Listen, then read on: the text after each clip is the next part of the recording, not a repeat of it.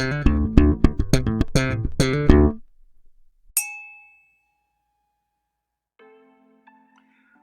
my friends and welcome to another Whiskey Review with me, the Whiskey Novice. It is review number 208 and we're back to Scotland with another one of those whiskies. Here's me off the leash reviewing what I want. Bladnoch. I've never reviewed a Bladnoch. Bladnoch there, West Coast, Lowland Distillery, Scotland, and some of them can be a bit hard to get. And so that's probably why I just haven't reviewed them yet. I just haven't been around whenever they've been around. Bladnoch Distillery, owned since 2015 independently by an Australian gentleman called David Pryor. This one was actually released, the Bladnoch Ember Casks, and this one was released for Whisky Club Australia, I believe. Why have I got it? What am I doing with this one? Well, I picked this up at auction. That's what I'm doing with this. I seen it and I picked it up. I think it was around £55 I paid for this, which was a steal, an absolute steal. And it was one of those ones that I just wasn't. I just seen it. It's a Bladnoch. Hadn't tried Bladnoch. I actually, barring samples, which I believe I'd tried, I'd never owned a Bladnoch. So it was just one of those ones that seen it sitting around, decided to pick it up. And when I got it for that price, I think it was originally around about the $120 mark in Australia, which probably wasn't that much in Australia, but then those prices would have crept up. I've seen it for ridiculous prices. I just decided to pick it up. It's a bit of a bizarre one. I'm gonna look at it and try and remember. It's bottled at 53.5%. It's non-chill filtered. There's no colour added. The Ember Casks it's a bizarre makeup because Ember Casks, bourbon, ex-bourbon, right, fair enough, ex-peated sherry quarter cask and new oak barrels. So it's a bit of a bizarre mix-up. So, like, you know, there's been a drop of that. It's weird that they put into X, so you're going to probably get what has been in those quarter casks, ex-peated quarter casks. So there's been something in there because I'm trying to. Well, it had to be Lefroy, I would imagine, because what other distilleries are using peated quarter casks? I would imagine you would probably tell me that there are others, and you could probably tell me who they are. But the Lefroy quarter cask is the one that I'm thinking of. Maybe I'm wrong. Anyway. Let's get stuck in. This is a good one. It's meaty. This is meaty. Sweet ham, sweet meat, boiled ham, boiled gammon, that sort of thing, and even clove. So even whenever you get that good boiled ham with the cloves stuck in it, it is a bizarre match of maturations. Bizarre mix of maturations, maybe I should say, but they do work well together. Nothing in any of those that I mentioned, ex-bourbon, ex-peated quarter cask, new oak, nothing stands out as being this really loud thing, which is good. I prefer that. I want it to be balanced.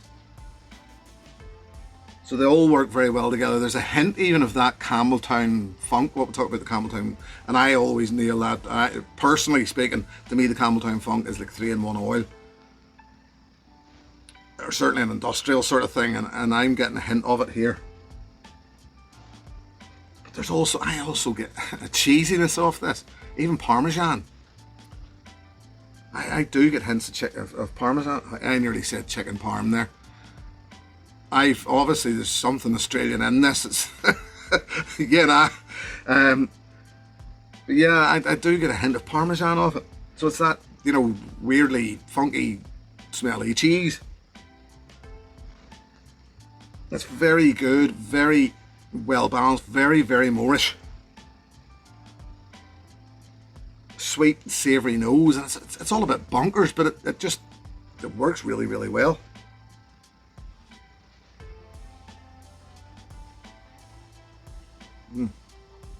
Lovely, oh yes, lovely, rich, bittersweet arrival.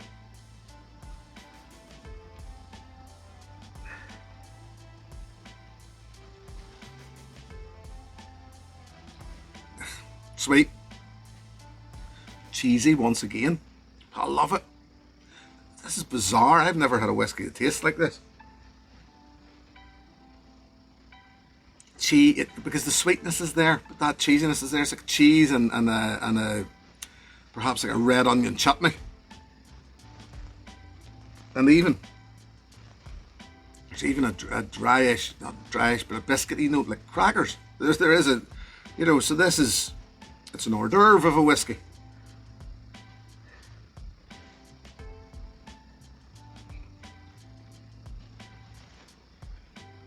And then that farmyardy note plays through in the palate, which I've said in the past. I've described to you what I talk about or what I mean when I'm talking about farmyardy. Doesn't sound terribly pleasant, but works here. And that Campbelltown sort of feel again.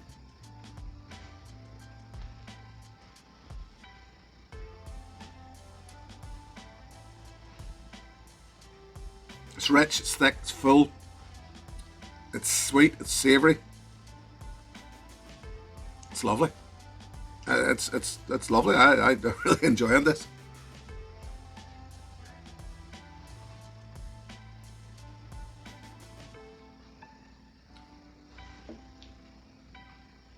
Finish is long. It's a little hot, but it runs out with a nice, almost sort of mustard and sweet meat once again. It's still there in the palate, even weirdly sausage meat. Yeah, lovely. And once again, I've said it in the past that I don't care what a bottle looks like. Bottle's a bottle. It's a vessel for moving your whiskey around in. However, if the whiskey's good, stand out, and the bottle's nice, well, that bottle's a bonus. And I think in this case, the bottle is nice. I do. Should they add that to the price? Well, I mean, at the end of the day, that's where I have my beef with it. Because it's all right giving me a fancy bottle, and yes, we buy with the eye in most things, in most cases, in most products. But I don't want to have the arm put into me for a piece of glass if the whiskey is just all right. As I said, I don't mind paying for a fancy bottle as long as the whiskey that's inside it's good as well. But I would rather just pay for the whiskey personally. Yeah, that's, back into the nose, brighter, sweeter, drop of water, more of that Campbelltown funkiness.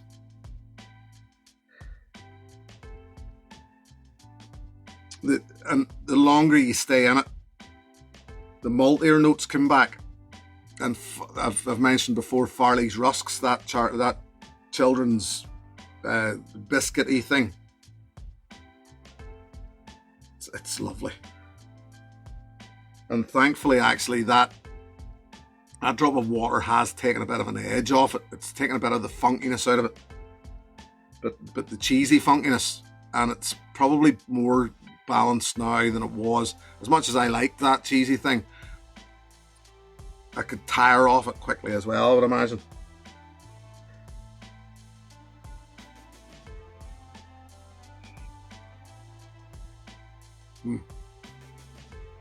There's a fabulous effervescence in the palate with a drop of water. It's very, very gentle across the palate. One could almost say smooth. And a dusting of, and it's that effervescence, that sherbet sort of feel, with once again a dusting of Parmesan. It's it's one that I've used in the past. People don't. I don't know whether you like it. I don't know whether you care about it or not. It's a smelly finger whiskey. It's moreish. What I mean by smelly finger whiskey. I never know how to describe it. I think it's maybe just me. Where if your hand has been somewhere it shouldn't have. Now, it doesn't necessarily need to be. People always think the worst. But, anything you've touched and you go, oh, what's that? Oh, what's that? But then what is that? And you keep going back to it. And I find it, so that's what I talk about, smelly finger whiskey. And this is bizarre. It's not, maybe not as bizarre as maybe I'm making it out to be, but it's so Moorish. You just want to keep going back to see what you can find next. And now it's become, the nose is even becoming much brighter, sweeter. But when I say sweeter, it's down that sherbet path again. It's down that 3-in-1 oil. It's down that industrial Campbelltown funk. You know, I could easily see this being mistaken for a Springbank whiskey. Easily. Or certainly Campbelltown.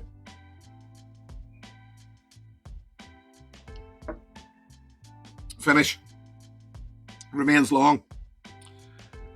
The sweetness once again starts to play through more with that addition of water. The savoury note, not just as much letting go for the sweetness, but it's one of those things that when I talk about sweetness, and this is a good example of it. As I say, I've said it there, like Springbank, where it's not sweet, you know, it's not tooth-achingly sweet. It's just a lovely balance of a good malt with that hint of peated something in there. And as I said, that's that little addition of the quarter cask, the peated quarter cask. Yeah, a fantastic whiskey. Would I replace it? Given the opportunity, yes. I mean, I'll be keeping an eye out for this on the auctions. Chances of it coming round again, slim. Chances of picking it up at £55, probably even slimmer. But if I seen it, I would buy it again. Yes, I would.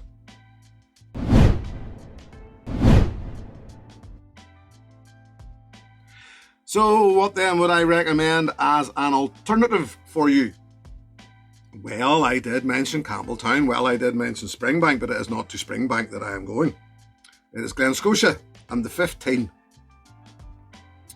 Yeah, this does remind me of this feel very much. And the 15 is a glorious whiskey. It really, the Glen Scotia 15, glorious. What this has done, what the Bladnoch has done for me, has made me want to buy more Bladnoch. Now the thing is, as I said earlier, it's bloody hard to get sometimes. And there's a few non-aged stated ones out there which are quite pricey. There was a 10-year-old, I thought, was it 10, was it, floated around for a while. The thing to remember is that they've changed hands a few times. It was 2015 that David Pryor came in there. They're young yet, but if this is the style that they're working on, man, they're going to be worth watching out for. As a good, you know, the Lowlands hasn't been represented well enough in Scotch whisky, in my opinion.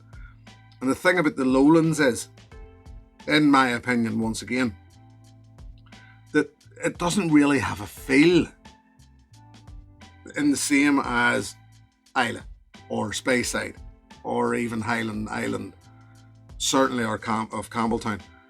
You know, to me personally, because there was so few distilleries in the Lowlands and they were sort of firing all over the place, so everyone had their own feel, and this to me remains the same. So we have a lot of new distilleries open in the Lowlands, but they've all got their own feel of whiskies. None of them to me feel the same as another. That's just a personal thing. It's nothing to do with what's going on here. But yes, if Bladnoch's your thing and you've got into the Bladnochs and you want to try something a little different, my recommendation is look at the likes of the Campbelltown whiskies. In particular, I would say maybe Glen Scotia. Glen Scotia are still, in my opinion, a little overlooked. This is lovely. This is very, very nice. A very, very good balance. And those people in Whisky Club Australia have been very lucky to get their hands on. There you go. Leave it at that. Thank you very much for joining me once again. Always a pleasure. Thank you very much to my patrons. Should anybody wish to join that group, the details are in the video description below. We all know that by now. But no, thank you, as I said, for joining me. I'll be back next time, something a little different. Until then, look after yourselves. Here's your good health. Cheers. Hey, thanks for watching my video. Please click and subscribe to be notified of further content.